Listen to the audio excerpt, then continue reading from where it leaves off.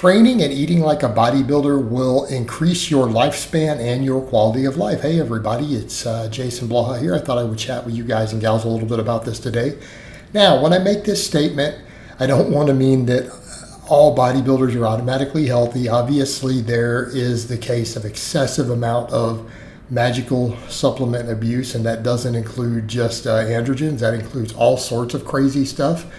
But when you set that aside with modern hardcore bodybuilding, and we just look at, say, natural bodybuilders or at the bodybuilding lifestyle, I think you will find that it is very much the case to where it will absolutely improve longevity and quality of life.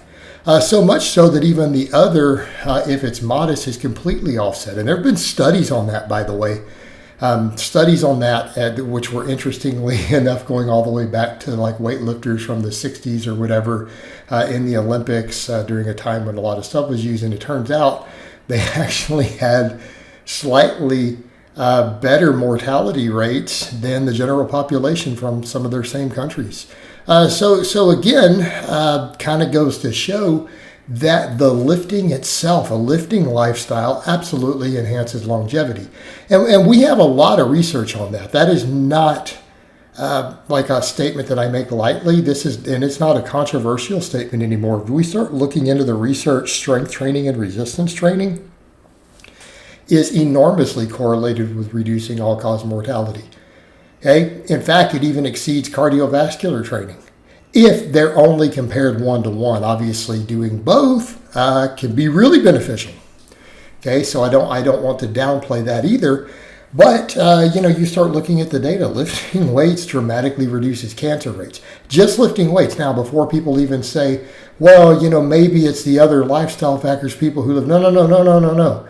When multivariate analysis has been looked at, so even when diet and other stuff differences are accounted for, the mere act of lifting weights a couple times a week dramatically reduces chances of getting cancer. That's what the research shows. It increases cardiovascular health. It way massively and overwhelmingly affects diabetes. That's a big one, right? What do I mean? Merely lifting weights, just lifting weights, not even dietary intervention, has been shown to cut diabetes by up to 70%, type 2 diabetes. Okay? That is enormous. Type 2 diabetes, which is like the number 3 killer in the U.S., by the way, right? You're way more likely to die of diabetes than a lot of stuff that gets in the media, that gets talked about. I'm not going to go into what those things might be, but it's way up the list. The only things exceeding it are heart attack and cancer. That's it. There's nothing else exceeding it in the U.S.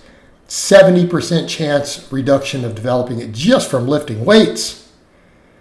How about osteoporosis, sarcopenia, all these hip fractures? Okay, hip fractures that get you later in life. Okay, weightlifting almost completely offsets those. Takes them down by like 95%. All right? And again, I know because I have an aunt who competes in powerlifting in her 70s, and the impact has been enormous compared to other members of the family. Okay? So, when you look at all these things, the weightlifting matters, and particularly gaining muscle. So people say, well, why bodybuilding? What do you mean? Why not just any lifting? Well, specifically because focus on hypertrophy, we come over and look at those other things. Muscle mass is protective against cancer. Muscle mass is protective against diabetes.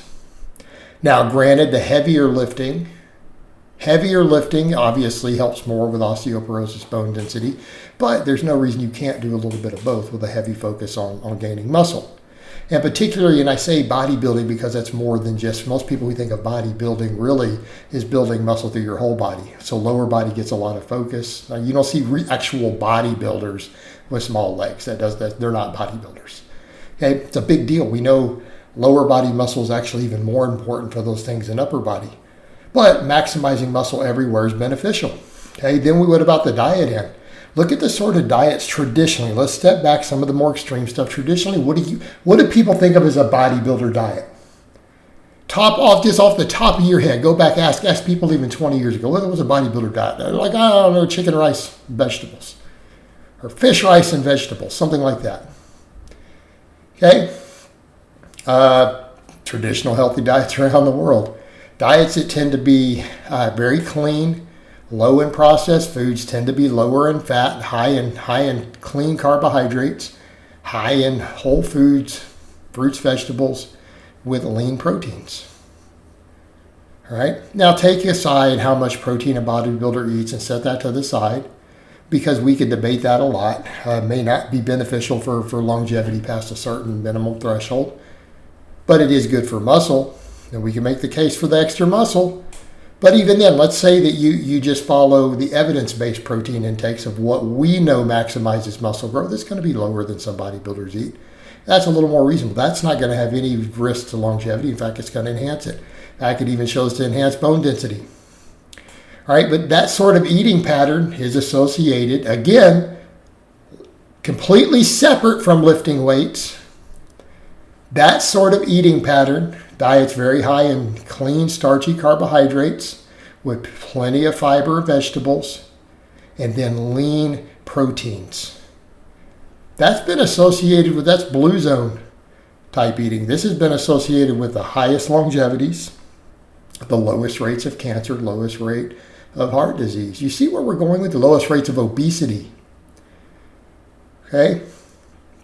You're going to find some patterns here. This is what is healthy eating. And notice I did not mention anything about bougie fitness, organic. I didn't discuss pesticides, GMOs. We didn't discuss any of that. Why? Because all of that comprises such a tiny, tiny impact on your overall health and fitness that unless the other stuff is in order, it's a waste of time to even worry about it. Like honestly, when someone brings up pesticides in food or GMO, who doesn't eat already an amazing, perfect diet, okay, you are stepping over dollars to pick up dimes. Those things are so low down the potential scale compared to just the other stuff that unless you're chasing that last percent and the other stuff is in order, that's what it's like. All right, example, if you don't lift weights more than twice a week, adding a third day will do way, way, way more than worrying about any of that stuff. If you drink alcohol at all, cutting out one extra drink a week, whether you drink one and go to 0, whether you drink 3 and go to 2, cutting one alcoholic drink out a week will do more than worrying about any of that other stuff. It's probably 100 times more beneficial. So context here.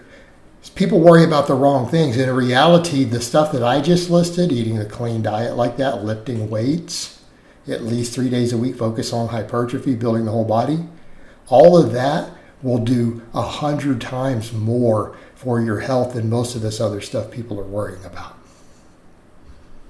All right, guys, that's really all I have to say on that today. I hope it's been informative, and I'll talk to you guys and gals next time.